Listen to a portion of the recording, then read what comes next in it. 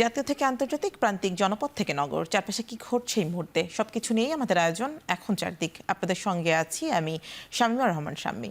গাজায় ইসরায়েলি গণহত্যার প্রতিবাদে বিক্ষোভের সময় সিলেট সহ দেশের বিভিন্ন শহরে দোকান ও ব্যবসা প্রতিষ্ঠান ভাঙচুরের ঘটনায় জড়িত ৪৯ জনকে গ্রেপ্তার করেছে পুলিশ। মঙ্গলবার সকালে প্রধান উপদেষ্টার প্রেস সচিব শফিকুল আলম এক বার্তায় এই তথ্য জানান। বিবৃতিতে তিনি বলেন, সোমবার বেশ কয়েকটি শহরে গাজায় সহিংসতার প্রতিবাদে বিক্ষোভের সময় সংঘটিত সহিংস ও বেআইনি ঘটনার বিরুদ্ধে পুলিশ দ্রুত পদক্ষেপ নিয়েছে। এখন পর্যন্ত এই ঘটনার সঙ্গে জড়িত কমপক্ষে ৪৯ জনকে গ্রেপ্তার করা হয়েছে। বিবৃতিতে আরও বলা হয়, আইন প্রয়োগকারী সংস্থাগুলো জড়িত ব্যক্তিদের শনাক্ত করার জন্য বিক্ষোভের সময় ধারণ করা ভিডিও ফুটেজগুলি পর্যালোচনা করছে। এই সহিংসতা ও ধ্বংসযজ্ঞের জন্য দায়ী সকলকে গ্রেপ্তার না করা পর্যন্ত এই অভিযান অব্যাহত থাকবে। যারা সমাজের শান্তি ও স্থিতিশীলতা নষ্ট করতে চায় তাদের জবাবদিহি করা হবে।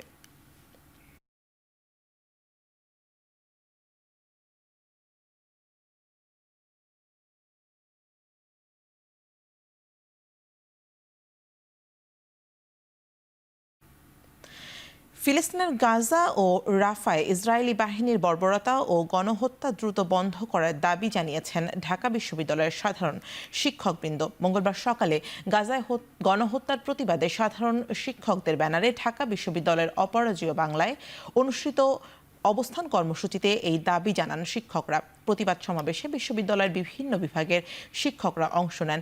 এ সময় ফিলিস্তিনিদের নির্বিচারে হত্যার প্রতি প্রতিবাদ জানান তারা। বলেন, ন্যূনতম মানবাধিকার পাচ্ছেন না গাজা ও রাফার মানুষ। ইসরায়েলের বর্বরতা মানবাধিকার ও আন্তর্জাতিক আইনের স্পষ্ট লঙ্ঘন বলেও উল্লেখ করেন তারা।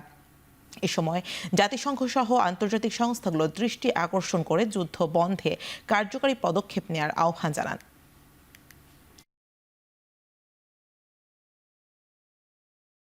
এই অন্যায় আমরা মেনে নিতে পারি না। আমাদের সামর্থ্য সীমিত। আমরা আজকে এই প্রতিবাদী সমাবেশের মাধ্যমে আমাদের মতামতগুলো আমরা তুলে ধরব। এই জেনোসাইড বন্ধ করার আহ্বান জানাই বিশ্বের সকল সংস্থাকে, বিশ্বের সকল মানুষের প্রতি আমার এই আহ্বান। Israel is not a country. First, you have to understand Israel is a project. It's a global project designed 18th century.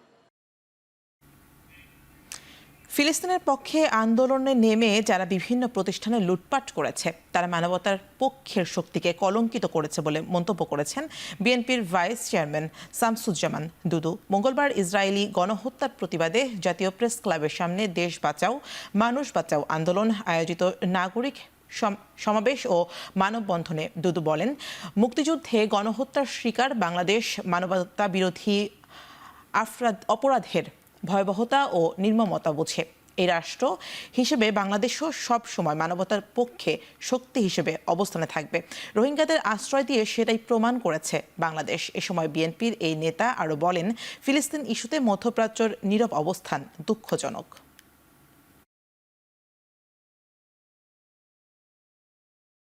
বিক্ষোভ মিছিল, প্রতিবাদ মিছিলের মধ্যেও কিছু দুষ্কৃতকারী কিছু ব্যবসা প্রতিষ্ঠানে তথাকথিত অভিযোগের নামে আক্রমণ করেছে এবং লুটপাট করেছে। এটা ঘৃণ্য ব্যাপার, এটা সমর্থনযোগ্য না। যারা করেছে তারা মানবতার কলঙ্ক। সারা বিশ্বের সঙ্গে ইসলামী জাতির অতীতের যে লড়াইয়ের ইতিহাস সেটাকে ধারণ করে এই মানবতার সপক্ষে আমাদের দাঁড়াতে হবে। বাংলাদেশ ইনভেস্টমেন্ট সামিটে আগত বিদেশি বিনিয়োগকারীদের সামনে বিশেষ অর্থনৈতিক অঞ্চলের সুযোগ সুবিধা তুলে ধরেছে বিডা।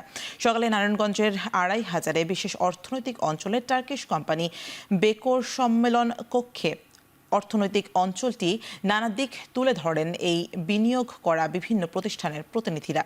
যুক্তরাষ্ট্র, যুক্তরাজ্য, চীন, জাপান ও অন্যান্য দেশের মোট ৩৬ জন বিনিয়োগকারী এই পুরো সময় এলাকা ঘুরে দেখেন। এর মধ্যে চীনের ১০ জন, জাপানের ৩ জন, সৌদি আরবের ৩, আবুধাবির ৩, যুক্তরাষ্ট্রের ৮, ভারতের ১ এবং প্রবাসী বাংলাদেশি বিনিয়োগকারী ছিলেন ৮ জন। তারা বিনিয়োগ, পরিবেশ ও যোগাযোগ ব্যবস্থা নিয়ে সন্তুষ্টিও প্রকাশ করেন। এ সময় তাদের কাছে বিশেষ অর্থনৈতিক অঞ্চলে ব্যবসার অভিজ্ঞতা তুলে ধরেন বিনিয়োগকারী বিভিন্ন দেশের ব্যবসায়ী প্রতিনিধিরা।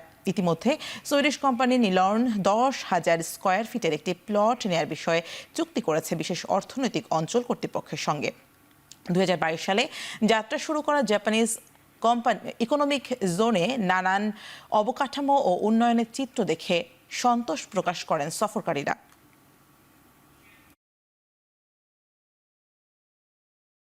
এখন এই অংশে আপাতত বিভিন্ন ইনভেস্টর দেশি বিদেশি তারা আসছেন এবং তারা তাদের কোম্পানি এস্টাবলিশ করছেন। তো সোফার আমার জানা মতে যে এখানে প্রায় 12টা দেশের 45 পার্টিসিপেন্টস এখানে আসছেন। And we are the first one to start manufacturing the visas, and we plan to grow, and we plan to invest further as the country grows, and we will also be there to support the economy.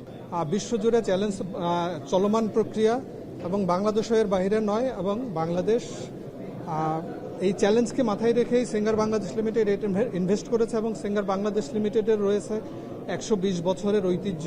এর আগে 8টা কোম্পানির সাথে এখানে এই factory স্থাপনের জন্য চুক্তি হয়েছিল। আজকে আরেকটা হয়েছে, আপনারা দেখেছেন। 4টা ফ্যাক্টরি, একটা আজকে এখানে এটা অলরেডি অপারেশনে চলে এসেছে, আরও 4টা ডেভেলপ হচ্ছে এবং নেগোসিয়েশন স্টেজে আছে আপনার 20টা কোম্পানির মতো। পাল্টা শুল্ক আরোপ নিয়ে যুক্তরাষ্ট্রের কাছে পাঠানো চিঠির বিষয়ে এখনো কোনো উত্তর মেলেনি বলে জানিয়েছেন বাণিজ্য উপদেষ্টা শেখ বশির উদ্দিন। নতুন করে 100 পণ্যর শুল্কমুক্ত সুবিধা দেওয়ার বাংলাদেশ লাভবান হবে বলেও জানান তিনি।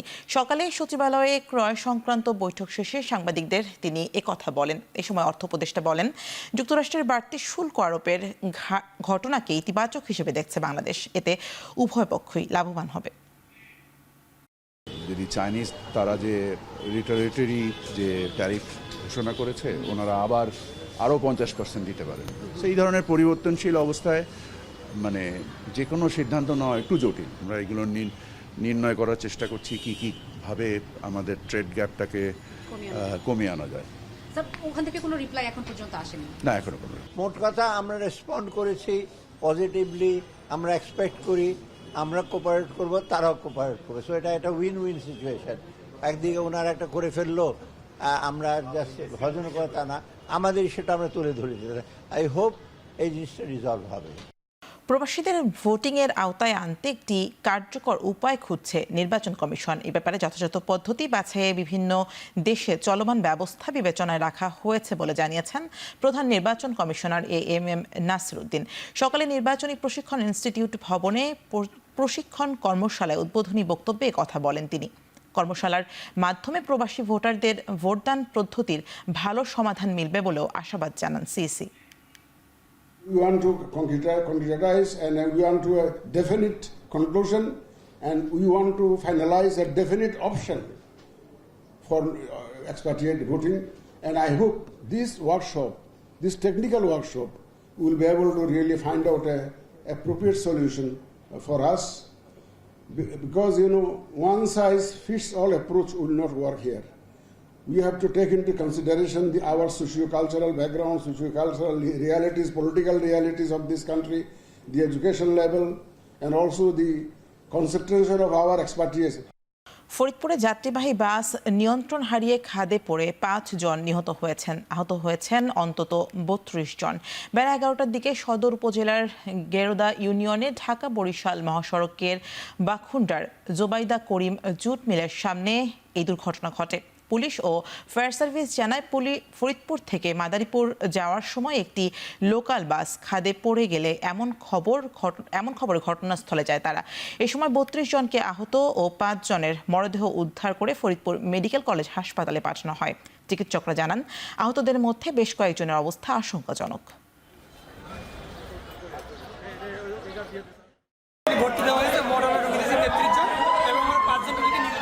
ভাই আর চাচা হাসপাতালে ভর্তি আছে, দেখার লেগে আইছিল। এক পরিবারে 3 জন, 2 জন মারা গেছে, একজন হাসপাতালে 5 তলায় ভর্তি আছে।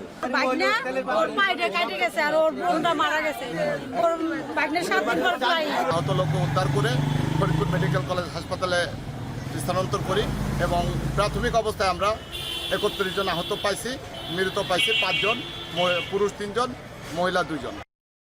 ব্রাহ্মণবাড়িয়ার সিএনজি চালিত অটোরিকশা চুরির ঘটনাকে কেন্দ্র করে দুপক্ষের দফায় দফায় সংঘর্ষে অন্তত ৩০ জন আহত হয়েছেন। এ সময় অন্তত ২০টি থেকে ২৫টি বাড়িঘরে ভাঙচুর ও লুটপাট করে আগুন ধরিয়ে দেওয়া হয়। এই ঘটনাকে ৪ জনকে আটক করা হয়েছে। সকালে সরাইল উপজেলার নেয়াগাঁও ইউনিয়নের তেরাকান্দা গ্রামে দফায় দফায় এই সংঘর্ষের ঘটনা ঘটে। পুলিশ জানায়, সম্প্রতি তেরাকান্দা গ্রামের শাহরুলের একটি সিএনজি চালিত অটোরিকশা চুরি হয়। এই ঘটনায় একই গ্রামের বাকেরের লোকজনকে অভিযুক্ত করা হয়। এ নিয়ে সোমবার রাতে সংঘর্ষে জড়ায় দুপক্ষের লোকজন। পরে সকালে আবারও দেশীয় অস্ত্র নিয়ে ফের সংঘর্ষে জড়ায় উভয় পক্ষ।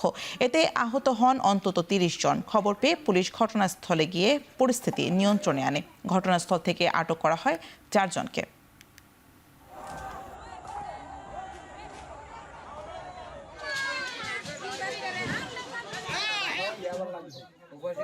এবার আন্তর্জাতিক প্রসঙ্গ। গাজায় হত্যাকাণ্ড বন্ধের কোনো আভাস নেই, বরং উপত্যকাটি থেকে সব ফিলিস্তিনিদের অন্যত্র সরিয়ে গাজাকে খালি করার পরিকল্পনার কথা ফের জানালেন মার্কিন প্রেসিডেন্ট ডোনাল্ড ট্রাম্প। সোমবার রাতে যুক্তরাষ্ট্রের ওয়াশিংটন ডিসিতে ইসরায়েলি প্রধানমন্ত্রী বেনিয়ামিন নেতানিয়াহুর সঙ্গে বৈঠকের পর সাংবাদিকদের সঙ্গে কথা বলেন তিনি। নেতানিয়াহু সে সময় ফিলিস্তিনিদের অন্য কোথাও যে কোনো দেশে চলে যাওয়ার কথাও বলেন। হামাসের হাত থেকে বন্দীদের মুক্ত করতে কাজ চালিয়ে যাচ্ছেন বলেও ইসরায়েলিদের আশ্বস্ত করেন এই দুই নেতা। বৈঠকে কথা হয়েছে ইরানের পরমাণু কর্মসূচি ইস্যুতেও। এ বিষয়ে তেহরানের সঙ্গে সরাসরি ওয়াশিংটন যোগাযোগ করছে বলে দাবি মার্কিন প্রেসিডেন্টের। আগামী শনিবার দুই দেশের প্রতিনিধিদের বৈঠকের কথা জানান তিনি। এদিকে সোমবার ইসরায়েলি হামলায় আরও ৬০ ফিলিস্তিনি নিহত হয়েছেন। গাজায় ইসরায়েলি হত্যাযজ্ঞে সোমবার নতুন করে আরও ৭টি প্রাণ ঝরেছে, বিষয়টি নিশ্চিত করেছে আল জাজিরা। এ নিয়ে অর্ধ লক্ষের বেশি ফিলিস্তিনিকে হত্যা করল ইসরায়েল। প্রথম দফায় যুদ্ধবিরতির পর এ পর্যন্ত ৪ লাখ ফিলিস্তিনি বাস্তুচ্যুত হয়েছে বলে জানিয়েছেন জাতিসংঘ। এই পরিস্থিতিতে হামাস ইসরায়েল যুদ্ধবিরতি পুনরায় কার্যকরের আহ্বান জানিয়েছেন ফ্রান্সের প্রেসিডেন্ট ইমানুয়েল ম্যাক্রো, মিশরের president Abdel Fattah al Sisi ও জর্ডানের বাদশাহ দ্বিতীয় আবদুল্লাহ। কায়রোতে এক ত্রিপক্ষীয় সম্মেলনে কথা বলেন তারা। এদিকে ফিলিস্তিনিদের প্রতি সংহতি জানিয়ে বিক্ষোভ হয়েছে যুক্তরাষ্ট্র, ইউরোপ, মধ্যপ্রাচ্য ও এশিয়ার দেশে।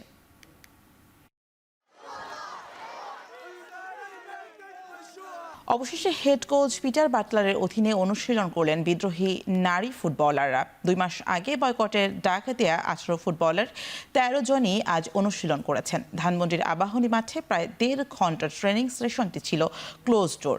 এরই মধ্যে আজই ক্যাম্পে যোগ দেবেন তহুরা খাতুন। বয়কটের ডাক দেয়া 18 জনের মধ্যে 4 ফুটবলার ভুটানের লেগ খেলতে দেশের বাইরে থাকলেও এশিয়া কাপ বাছাইয়ের আগে তাদের ফেরার কথা রয়েছে।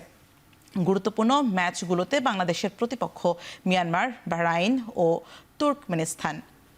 আগামী 23 জুন থেকে 5 জুলাই পর্যন্ত হবে এশিয়ান কাপ বাছাইয়ের ম্যাচ।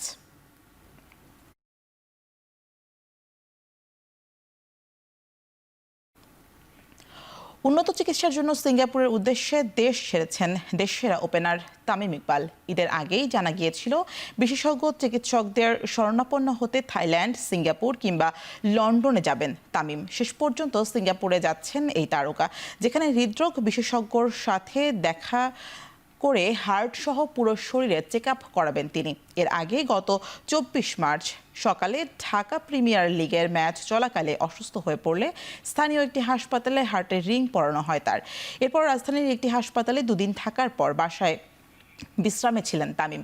সিঙ্গাপুরে যাত্রার তার সঙ্গী ছিলেন স্ত্রী আয়েশা আক্তার ও বড় ভাই নাফিস ইকবাল।